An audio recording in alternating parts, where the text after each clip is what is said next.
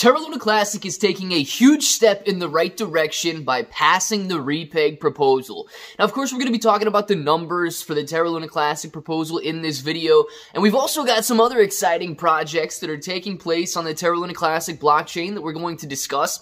But we need to talk about the next steps in this Repeg proposal, because like we've been saying, it is not going to be easy, and now the real work begins. The signaling proposal has signaled to the world that Terra Luna Classic holders want to see a stable coin on the blockchain once again, but we need to get there, and we need to get there by doing a lot of work, guys.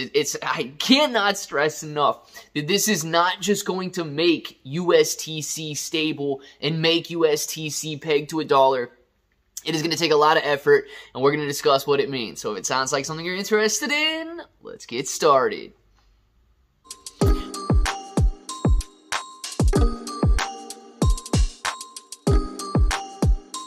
Let's get started. What's up, everybody? I'm Clay. I'm here to make 2023 the best year ever. If you haven't clicked that subscribe button, make sure to subscribe to the channel. Join us, become a pro. We are here every single day, and we are growing our portfolios together.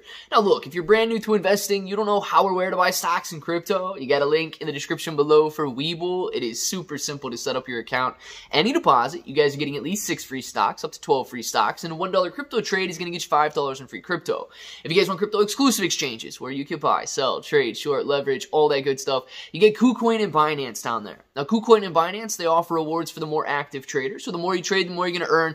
But please be aware, if you guys are holding on those exchanges, it is going to be considered a loan to those exchanges. If you want to make it your asset and mitigate the risk of holding on a centralized exchange, you need to look at a cold storage or DeFi wallet.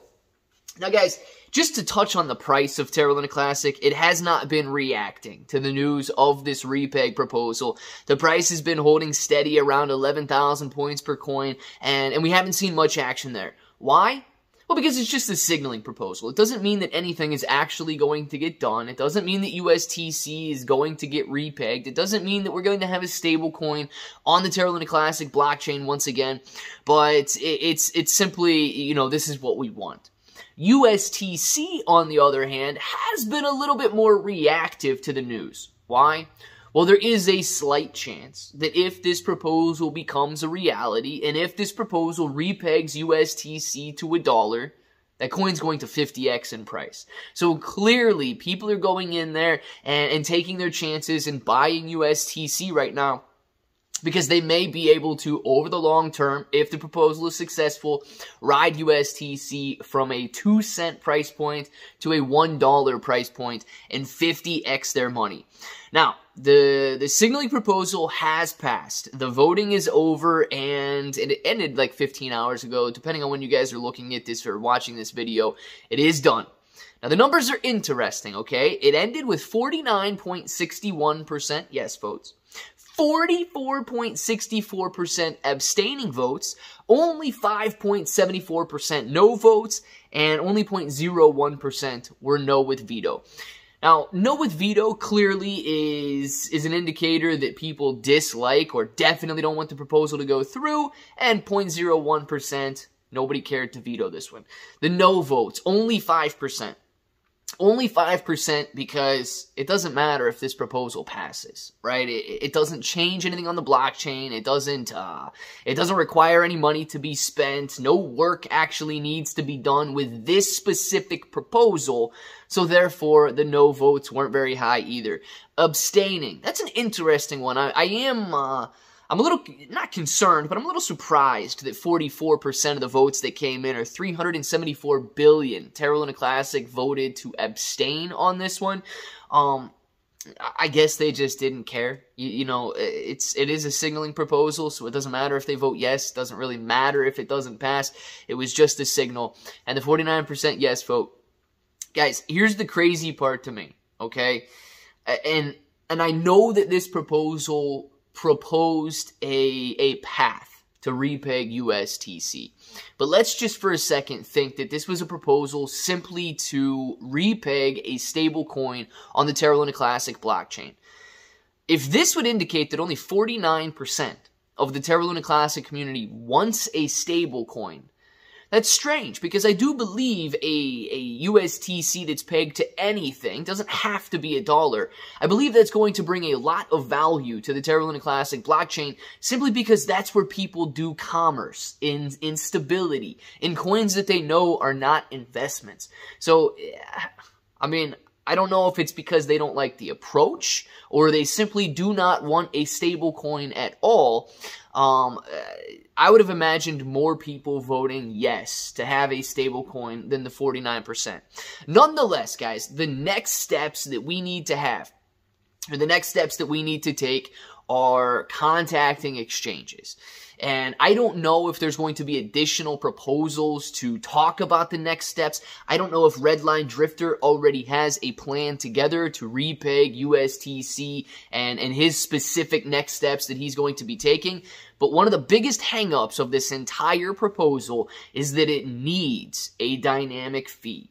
Now, we know that you can implement a fee on the blockchain. And we know that if you implement a fee in the code of Terra Luna Classic or USTC and so on, centralized exchanges do not have to abide by that code or by that dynamic fee.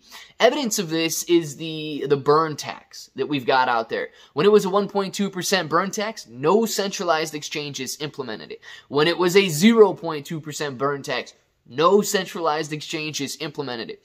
So only those that are trading on the blockchain or on chain are creating a burn tax and paying that burn tax.